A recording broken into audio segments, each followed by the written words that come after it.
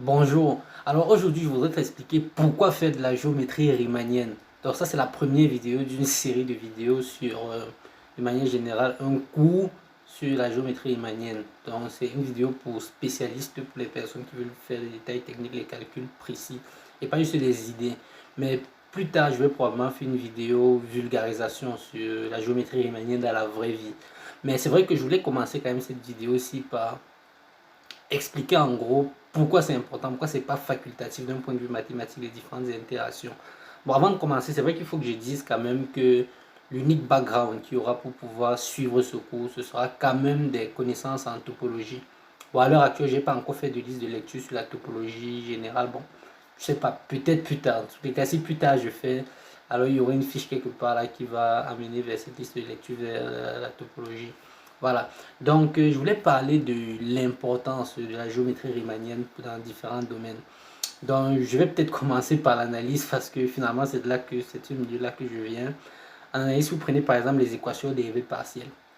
Pour les équations dérivées partielles, ce qui est fait de manière classique, c'est on prend un ouvert de RD et on considère une équation dessus. Généralement, c'est des équations qui proviennent soit de la physique, c'est-à-dire on modélise quelque chose comme le mouvement des ondes ou bien ce genre de trucs, soit peut-être la probabilité, etc. Mais on modélise quelque chose. Et maintenant, vous voyez que parfois le mouvement qu'on peut vouloir modéliser ne va pas forcément être sur un domaine, tu vois, un ouvert par exemple de R2. Ça peut, imagine par exemple que tu t'intéresses à un phénomène sur la Terre, sur le globe. Tu vois, le globe, c'est pas un plan, mais tu as envie de le considérer comme un tout. Dans des objets bizarres comme ça, est-ce qu'on peut avoir une compréhension complète de ça, de sorte à ce qu'on puisse faire des calculs dessus? Voilà, donc ça c'est une utilité possible. Maintenant, bon, si on reste toujours en analyse classique par exemple, en analyse harmonique, des choses comme ça, parfois on peut s'intéresser à des choses comme, vous voyez, des inégalités. Et des inégalités de points carrés par exemple. Donc il y a une branche de la géométrie qui s'appelle la géométrie spectrale qui nous permet en fait en une ligne, si vous voulez, d'avoir une égalité de points carrés par exemple. Il y a des importants dedans. En algèbre aussi, vous avez des importances.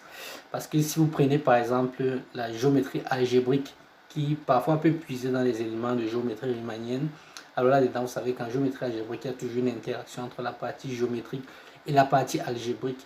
Alors là-dedans aussi, vous avez des utilités. Donc ça c'est à peu près des choses. Mais en fait, même en géométrie même, c'est-à-dire on peut faire de la géométrie pour elle-même. Parce que vous savez, une géométrie, c'est quoi? C'est l'étude des objets. Si on dit géométrie affine, c'est l'étude des points, par exemple. Géométrie projective, l'étude des droites projectives, des plans projectifs. Donc, c'est l'étude des points et des morphismes entre ces différents espaces correspondants. Donc, ça peut être des applications affines. Si on est dans le cas affine, ça peut être justement dans le cas riemannienne, il y aura le correspondant.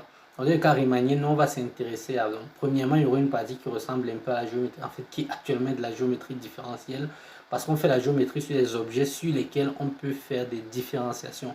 Ça, c'est ultra important pour pouvoir faire des calculs. Ensuite, maintenant, on va pouvoir définir des objets là-dessus. Donc, dans la liste de lecture, je vais probablement arriver jusqu'au courbus. Je ne sais pas encore trop la direction que je vais prendre, mais probablement je vais essayer de vous amener dans la direction spectrale. Mais dans tous les cas, pour un début au moins, il y aura tout le background qu'il faut pour avoir une connaissance assez raisonnable, on va dire, de la géométrie riemannienne en globalité. Et après, maintenant, on va voir. Donc, bonne vidéo à vous.